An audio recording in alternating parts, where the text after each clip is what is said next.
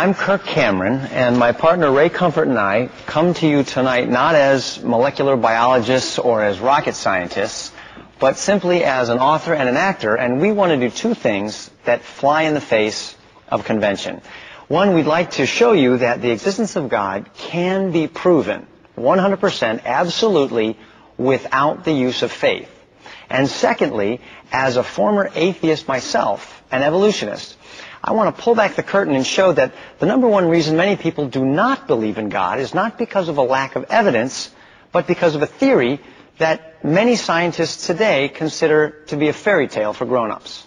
Thanks. I want to start off by thanking ABC, Kirk and Ray, and the audience for their participation and ears in a discussion of this magnitude.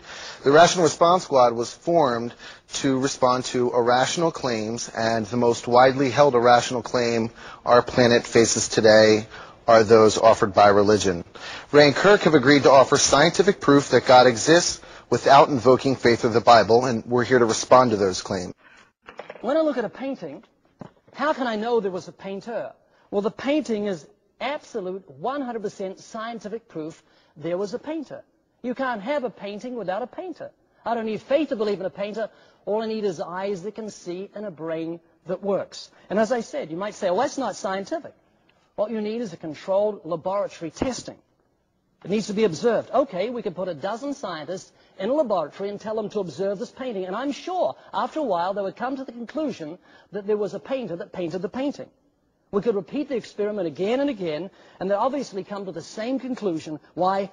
Because the painting is absolute observable proof there was a painter.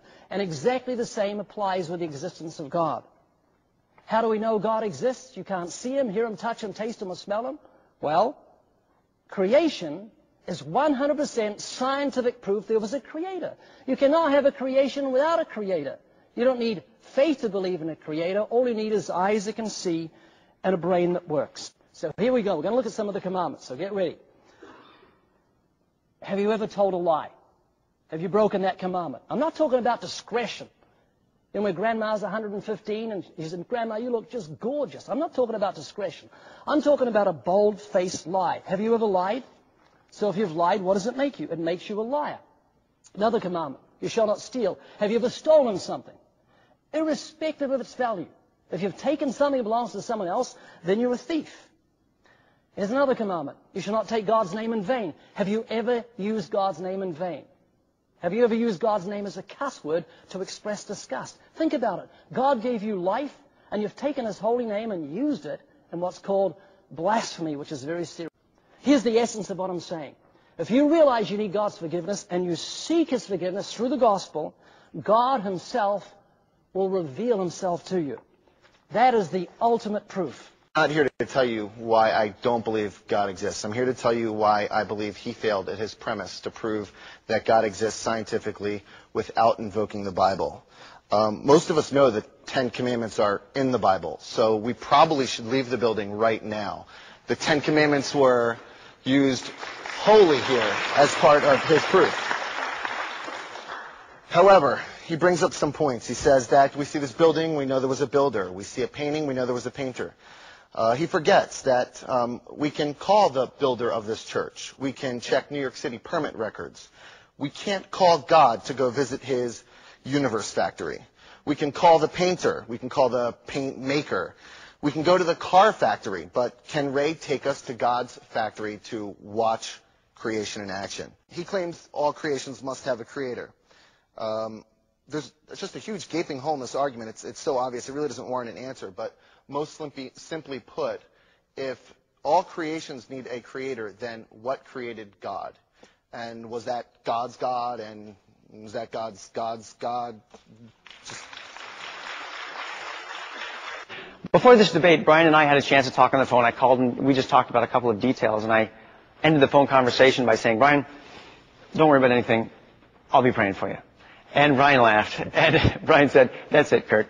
You pray for me, I'll think for you. I thought...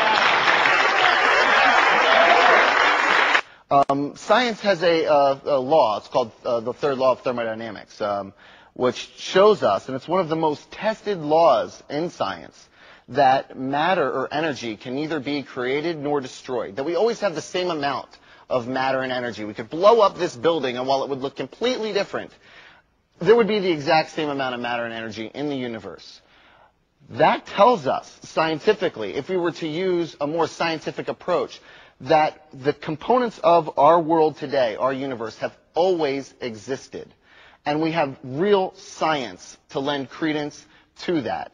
Knowing that, and knowing that the other side of the coin is to create something to explain it away. This is called, in logic terms, an argument from ignorance. Ray doesn't know what created the world, so he's made up a God to tell you that that is what's created the world.